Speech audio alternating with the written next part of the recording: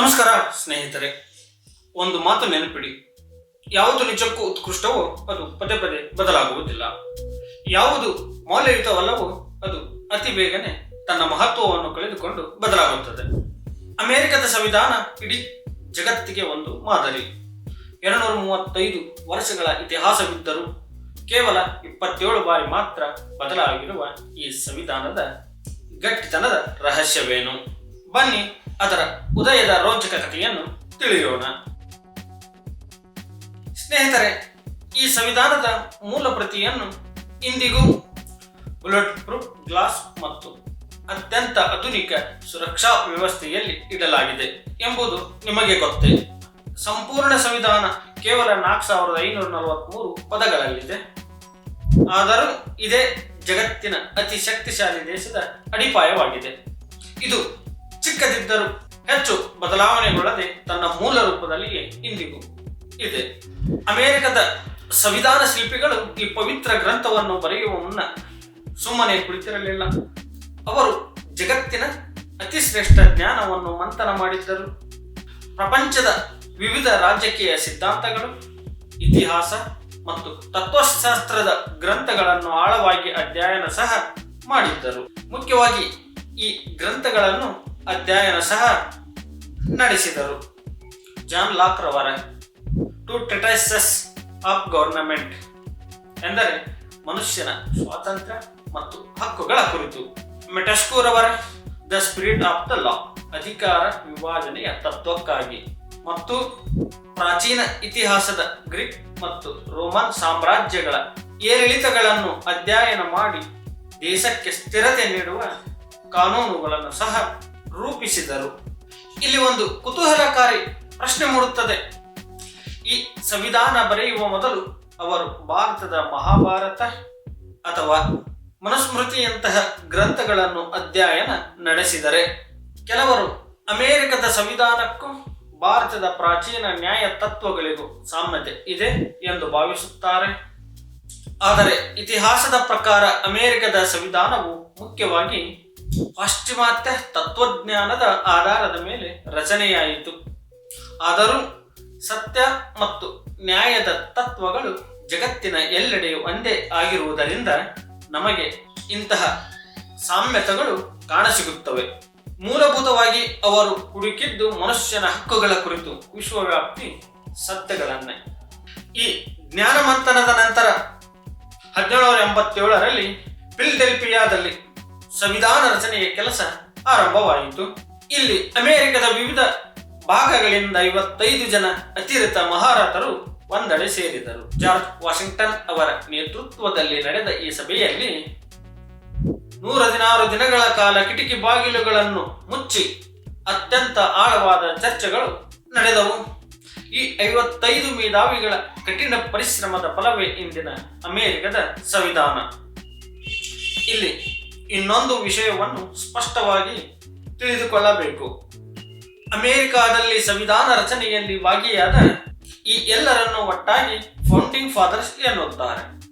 ಅಂದರೆ ಸಂವಿಧಾನ ಸ್ಥಾಪಕ ಪಿತಾಮಹರು ಎಂದು.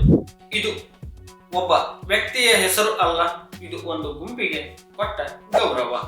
ಜಾರ್ಜ್ ವಾಷಿಂಗ್ಟನ್ ಮಾತ್ರವಲ್ಲ, ಬೆಂಜಮಿನ್ ಫ್ರಾಂಕ್ಲಿನ್ ಮಾತ್ರವಲ್ಲ, ಜೇಮ್ಸ್ ಮ್ಯಾಡಿಸನ್ ಮಾತ್ರವಲ್ಲ, ಈ 55 ಜನ ಒಟ್ಟಾಗಿ ಸೇರಿ ಆ ಹೆಸರಿಗೆ ಪಾತ್ರರಾದವರು. ಈ ಸಂವಿಧಾನವು ಆ ದೇಶದ ಸಂಸ್ಕೃತಿಯನ್ನು ರಕ್ಷಿಸುವ ಒಬ್ಬ ತಾಯಿಯಂತೆ ಇದ್ದಂತೆ. ಆ ತಾಯಿಯ ಆಶಯಗಳನ್ನು ಈಡೇರಿಸಲು ಮತ್ತು ಅವಳಿಗೆ ಬೆಂಬಲ ನೀಡಲು 3 ಮಕ್ಕಳಂತಿರುವ 3 ಮುಖ್ಯ ಅಂಗಗಳನ್ನು ರಚಿಸಲಾಯಿತು. ಶಾಸಕಾಂಗ, ಹಿರಿಯ ಮಗ, ಹೊಸ ಕಾನೂನುಗಳನ್ನು ಬರೆಯುವ ಮೆದುಳುಗಳು ಇದ್ದಂತೆ. ಕಾರ್ಯಾಂಗ, ಎರಡನೆಯ ಮಗ, ಕಾನೂನು ಜಾರಿಗೆ ತರುವ ಕೈಗಳು. ನ್ಯಾಯಾಂಗ, ಕಿರಿಯ ಮಗ, ಎಲ್ಲವೂ ಸರಿಯಾಗಿದೆಯೇ ಎಂದು ಗಮನಿಸುವ ಕಣ್ಗಳು. ನ್ಯಾಯ ಒದಗಿಸುವ ಹೊಣೆ ಈ ಮಗನದು. ಅಮೆರಿಕದ ಸಂವಿಧಾನ ಎಷ್ಟು ಉತ್ಕೃಷ್ಟವಾಗಿದೆ ಎಂದರೆ 106 ವರ್ಷಗಳಲ್ಲೂ ಅದರಲ್ಲಾದ ಬದಲಾವಣೆಗಳು ಕೇವಲ 27 ಮಾತ್ರ. ಈ 3 ಮಕ್ಕಳ ನಡುವೆ ಜಗಳವಾಗಬಹುದು, ಆದರೆ ಸಂವಿಧಾನವೆಂಬ ತಾಯಿ ಅದನ್ನು ಮೊದಲೇ ಊಹಿಸಿದ್ದಳು. ಒಬ್ಬ ಮಗ ತನ್ನ ಮಿತಿ ಮೀರಿದರೆ ಇನ್ನೊಬ್ಬ ಮಗ ಅವನನ್ನು ತಡೆಯುವ ಚೆಕ್ ಅಂಡ್ ಬ್ಯಾಲೆನ್ಸ್ ಎಂಬ ವ್ಯವಸ್ಥೆಯನ್ನು ಸಹ ಅಳವಡಿಸಲಾಗಿದೆ. ಕಾಲಕ್ಕೆ ತಕ್ಕಂತೆ ಅಗತ್ಯವಿದ್ದಾಗ ಸಂವಿಧಾನವೆಂಬ ತಾಯಿ ತನ್ನನ್ನು ತಿದ್ದಿಕೊಂಡಳು.